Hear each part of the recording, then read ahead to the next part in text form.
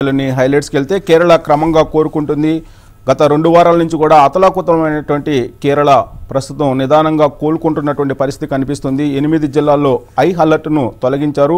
10 జిల్లాల్లో మాత్రం ఆరెంజ్ హెచ్చరికలను కూడా జారీ చేశారు. మరోసారి ప్రధానమంత్రి నరేంద్ర మోడీ కేరళను విజిట్ చేసేందుకు ప్లాన్ చేస్తున్నారు. ఇంకొక వైపు అమెరికా పర్యటనను కేరళ ముఖ్యమంత్రి పినరయి విజయన్ రద్దు చేసుకున్నారు. ప్రస్తుతం సహాయ కార్యక్రమాలు ముమ్మరంగా జరుగుతూ ఉన్నాయి. ఎన్డీఆర్ఎఫ్ దళాలతో పాటు త్రివిధ దళాలకు సంబంధించినటువంటి వాళ్ళు సహాయ చర్యలు ముమ్మరంగా చేస్తూ ఉన్నారు.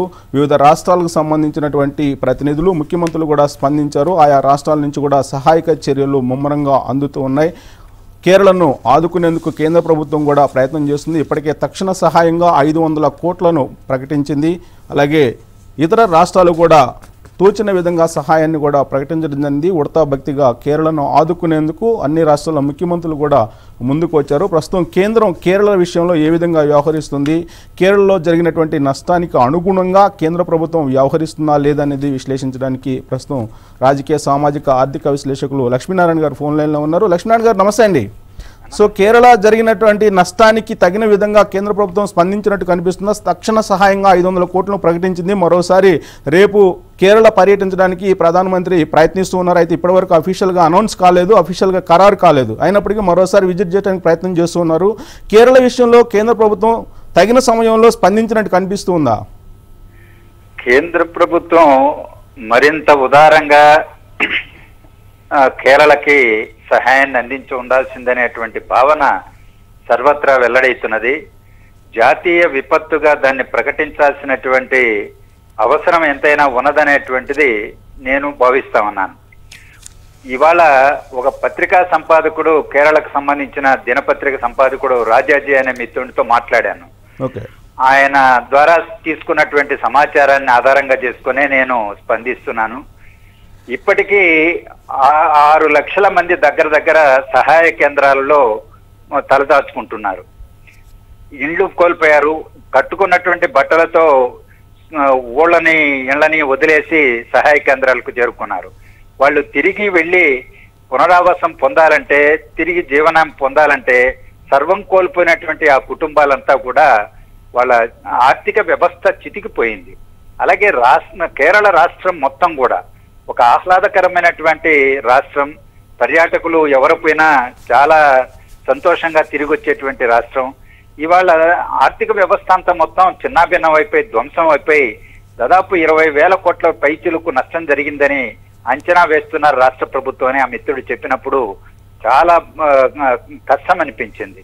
ఈరోజు అది తిరిగి కోలుకోవాలంటే కొన్ని సంవత్సరాలు పడుతుంది. గడచిన 80-90 సంవత్సరాల కాలంలో ఎప్పుడూ కని విని ఎరుగినంతటి విపత్తు, ప్రకృతి విపత్తుకు, వరదలకి కేరళ రాష్ట్రం బలైపోయిందని ఆయన చాలా ఆవేదనతో చెప్పాడనమాట. అలాంటి స్థితిలో కేంద్ర ప్రభుత్వం దాన్ని ఒక జాతీయ విపత్తుగా ప్రకటించి దాదాపు 400 మంది ప్రాణాలు కోల్పోయారు. ఇంత భారీ స్థాయిలో నష్టం జరిగింది. ఇంకా ఎన్ని సంవత్సరాలు అవుతుందో దాన్ని ఆర్థిక వ్యవస్థను కోల్చుకోవడం, దాన్ని పునర్నిర్మాణం చేసుకోవడం అనేటువంటి ఆవేదనలో ప్రజలు ఉన్నారు. 1000 కిలోమీటర్ల రహదారులన్నీ ధ్వంసం అయిపోయినాయి. విద్యుత్తో చిన్నాభిన్నం అయిపోయింది. ఒక్క మాటలో చెప్పాలంటే అందరం కేరళకి వెళ్ళి ఒక్కసారైనా చూడాలి అనేటువంటి తపన ఉన్నటువంటి వాళ్ళందరికీ కూడా ఇప్పుడు పోయి అక్కడ ధ్వంసమైనటువంటి వాటిని చూసి రావడం చాలా మనసుకు కష్టమవుతుంది. మనకు విశాఖపట్నం చూసాం, హుదూద్ తుఫాన్తో ఏ విధంగా ధ్వంసం అయిపోయిందో, దాన్ని తిరిగి నిర్మించుకోవడానికి ఎంత కష్టపడాల్సి వచ్చిందో. తుఫాన్ల బారిన ఆంధ్రప్రదేశ్ పదే పడుతుంటుంది. దివిసీమ తుఫాను గుర్తొస్తుంది మనకి. అలాంటి కష్టం ఇవాళ కేరళ ప్రజలు పడుతున్నటువంటి సందర్భంలో రాష్ట్రాలంటే చేదోడు వాదుగాడుగా మానవత్వం ప్రదర్శిస్తూ 5 కోట్లు 10 కోట్లు ఇవ్వచ్చు. ప్రజలు అంతో ఎంతో సహాయం చేయవచ్చు. దేశ ప్రజలందరూ స్పందిస్తున్నారు. మనం దాన్ని అభినందించాలి. అలాగే కేంద్ర ప్రభుత్వం తన బాధ్యతగా ఎక్కువగా చేయాల్సినటువంటి అవసరం ఉంది. ఈరోజు కుంభమేళా నిర్వహించడానికి 1,000-1,200 కోట్లు ఖర్చు పెట్టడానికి సిద్ధమవుతున్నటువంటి కేంద్ర ప్రభుత్వం ఒక మొత్తం 3 కోట్ల మంది 4 కోట్ల మంది కేరళ ప్రజానీకం ఇబ్బందుల్లో ఉన్నప్పుడు, ఇంత ధ్వంసం జరిగిపోయినప్పుడు, ప్రకృతి విపత్తును ఎదుర్కొంటున్నటువంటి ప్రజలకు మేమున్నాము ఆసరాగా అనేటువంటి ధీమా భరోసా ఇవ్వడానికి కేంద్ర ప్రభుత్వం 500-600 కోట్లతో సరిపెట్టడం అనేటువంటిది సరైంది కాదు. ఈ రోజు మరోసారి వెళతారని మీకు సమాచారం వచ్చినట్టుగా చెబుతున్నారు. ప్రధానమంత్రి గారు క్షేత్రస్థాయిలో ఉన్నటువంటి వాటిని మరింత లోతుగా గమనించినటువంటి వాడు. ఇంతకుముందు ఒకసారి ఏరియల్ సర్వే చేశారు, మళ్ళీ వెళ్లాల్సినటువంటి అవసరం కూడా ఉన్నది. కానీ పెద్ద ఎత్తున ఆ రాష్ట్ర ప్రభుత్వం పెద్దగా అడిగింది కూడా లేదు. ఒక 2000 కోట్లు మొదట తాత్కాలిక సహాయంగా చేయమన్నారు.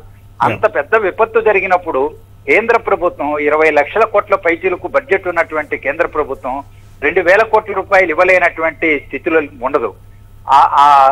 అందుకని ఇప్పటికైనా కేంద్ర ప్రభుత్వం తన యొక్క బాధ్యతను సక్రమంగా గుర్తించి, ఈరోజు ప్రతిపక్ష పార్టీలు అధికారంలో ఉండవచ్చు, ఇంకొకరు ఉండవచ్చు, ఎవరు అనేటువంటిది కాదు, అక్కడ పాలకులు ఎవరనేటువంటిది కాదు. ప్రజలు ఇబ్బందులు ఉన్నప్పుడు ఆసరాగా నిలబడడం, అండగా నిలబడడం, వాళ్ళని ఆదుకోవడం, వాళ్ళకు తిరిగి వాళ్ళ యొక్క జీవనాన్ని కొనసాగించేటువంటి ఏర్పాట్లు చేయడం అనేది బాధ్యతగా గుర్తించాలనేది నా అభిప్రాయం. లక్ష్మణ్ గారు, వాస్తవంగా కూడా కేరళ ఇటీవల కాలంలో మానవాభివృద్ధి సూచికను వెల్లడించినప్పుడు ఒక సంస్థ నెంబర్ 1 ప్లేస్లో ఉంది. భారతదేశంలో నెంబర్ 1 ప్లేస్లో మానవాభివృద్ధి సూచికలో నెంబర్ 1గా ఉంది. అలాంటి పరిస్థితి రావాలంటే కనుక మళ్ళీ జాతీయ విపత్తు కింద దాన్ని ప్రకటిస్తే కనుక మళ్ళీ కేరళ ఇమీడియట్ గా కోలుకునేటువంటి పరిస్థితి ఉందంటారా?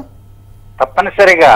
ఇప్పుడు కోలుకోవడానికి జరిగిన మొత్తం నష్టాన్ని ఎవరు పూడ్చలేరు. ఇప్పుడు 20,000 కోట్ల రూపాయల పైచిలకు నష్టం జరిగిందని అంచనా వేసినా అది ఇంకా ఎక్కువే ఉంటుంది. మనం వాస్తవాలకు వెళ్ళేటప్పటికి వ్యక్తులు నష్టపోయినటువంటి ఆస్తిపాస్తులు వాళ్ళన్నింటినీ అంచనా వేసేటప్పటికి చాలా పెద్ద ఎత్తున ఇంకా వివరాలు సేకరించాల్సిన అవసరం ఉంటుంది.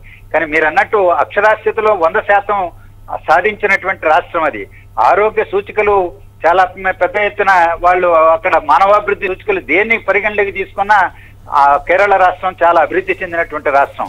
ఆ రాష్ట్రం నుంచి అనేక మంది ఆడగొట్టుళ్ళు ఇవాళ తెలుగు రాష్ట్రాల్లో కానీ దేశవ్యాప్తంగా కూడా ఈరోజు ఆరోగ్య వ్యవస్థలో మీరు చూస్తే సిస్టర్స్ గా పనిచేస్తున్నటువంటి వాళ్ళు ఎక్కువ మంది వాళ్లే కనిపిస్తారు. మనకి విద్యాలయాల్లో టీచర్లుగా వాళ్లే కనిపిస్తారు. అలాంటి చాలా ఔన్నత్యంతో ఈరోజు దేశవ్యాప్తంగా సేవలు అందిస్తున్నటువంటి వాళ్ళు ఈరోజు కడకు యుఏఈ వాళ్ళు కూడా స్పందించారు.